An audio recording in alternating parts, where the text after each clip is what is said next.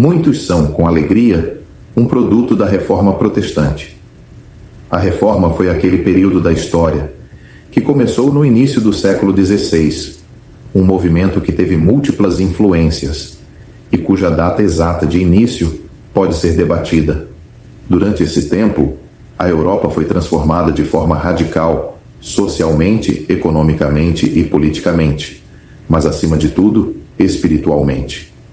Em meio à escuridão de uma sociedade dominada pelo catolicismo romano, a luz começou a brilhar novamente através da redescoberta feita por Martinho Lutero e outros reformadores, de que a justificação é somente pela fé.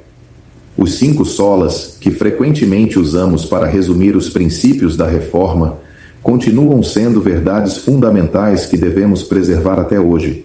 Sola é uma palavra latina que significa somente, e os 5 solas são somente a Escritura, somente Cristo, somente a fé, somente a graça e somente para a glória de Deus. Deus usou homens como John Wycliffe e Jan Hus para preparar o caminho. Depois, outros reformadores como Lutero, Ulrich Zwingli, João Calvino, William Tyndale e John Knox tiveram um impacto imenso sobre a maior parte da Europa. Nem tudo o que a Reforma produziu foi positivo. No entanto, ela resultou na pregação do verdadeiro Evangelho como há muito tempo não se via. A história do Canadá e dos Estados Unidos também é marcada pela pregação abundante do Evangelho, algo bem diferente do que ocorreu nas sociedades predominantemente católicas da América Latina, e a razão para isso é a Reforma. Muitos dos que colonizaram e governaram as terras que se tornariam o Canadá e os Estados Unidos nos séculos 17 e 18 vieram da Grã-Bretanha, uma região que abraçou a Reforma, ainda que de forma distinta do restante da Europa, pois sua origem foi inicialmente mais motivada por questões políticas. Os britânicos levaram consigo suas liberdades evangélicas ao atravessar o Atlântico. Pregadores como Jonathan Edwards, nascido nos Estados Unidos, mas um reflexo do puritanismo inglês que surgiu da Reforma, e George Whitefield, nascido na Inglaterra, mas falecido nos Estados Unidos da América, foram grandemente usados por Deus neste continente. Um século depois, evangelistas como Alexander Marshall, Donald Ross e Donald Munro despertaram muitos da letargia de uma religião morta, pregando não apenas um evangelho claro, mas também a simplicidade da Igreja do Novo Testamento. Esses pregadores vinham da Escócia. Assim como o restante da Grã-Bretanha, a Escócia havia sido grandemente abençoada por diversos avivamentos, como o de 1859, que foram, por sua vez, frutos da obra de Deus iniciada na Reforma. A Reforma não explica toda a minha herança espiritual, mas faz parte dela, e também faz parte da sua. Eu sou grato pelos reformadores, mas eu não sou reformado. Por quê? O que eu quero dizer com isso? Eu não sou um defensor de rótulos. Os termos que usamos para classificar uns aos outros podem ter significados diferentes para diferentes pessoas. Mas, para que esta discussão faça sentido, preciso usá-los. Entre os cristãos que creem no Evangelho, existem, de forma geral, 2 formas principais de entender o panorama teológico das Escrituras: o dispensacionalismo e a teologia reformada. Isso não significa que não existam outras nomenclaturas ou que estou tentando impor um sistema teológico a você.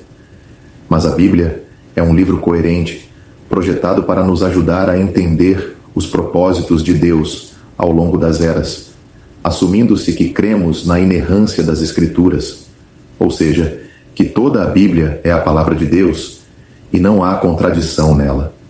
Para interpretar a Bíblia corretamente, precisamos de um método.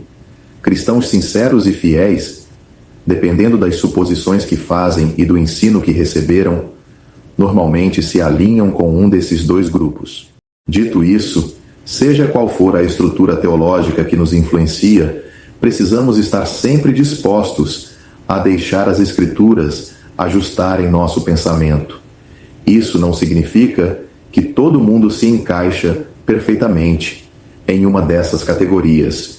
Se a classificação já descrita é válida e eu não sou reformado, então devo ser dispensacionalista.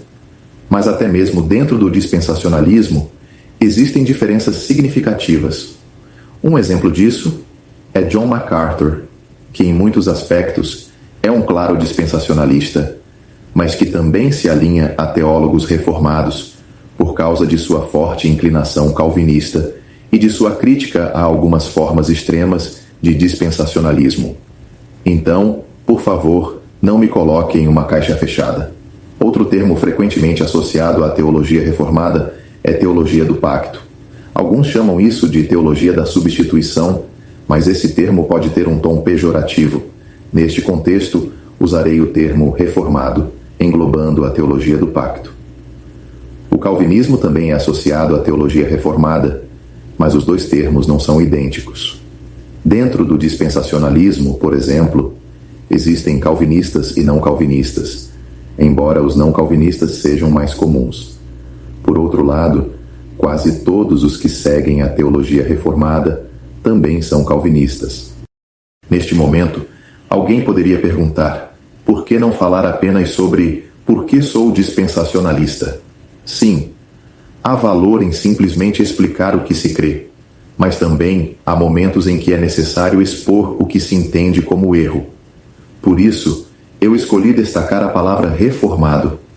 Esse termo não é apenas a base doutrinária dos presbiterianos, como Tim Keller, Kevin DeYoung e Robert Charles Sproul, e batistas reformados como John Piper, Donald Arthur Carson e Matt Chandler, mas também se tornou um movimento forte entre muitos evangélicos. O crescimento desse movimento se deve, em parte, à sua habilidade no uso da internet e das redes sociais, algo que devemos aprender e não criticar. Mas sua popularidade não vem apenas disso. Eles também têm sido ousados ao proclamar o Evangelho da glória do Deus bendito. 1 Timóteo 1, verso 11. Historicamente e atualmente, os irmãos reformados têm feito muito pelo avanço da fé cristã.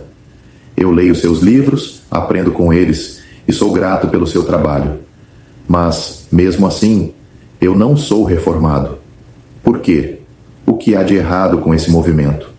Se você quiser entender melhor as minhas preocupações, eu convido você a continuar acompanhando esta série de vídeos.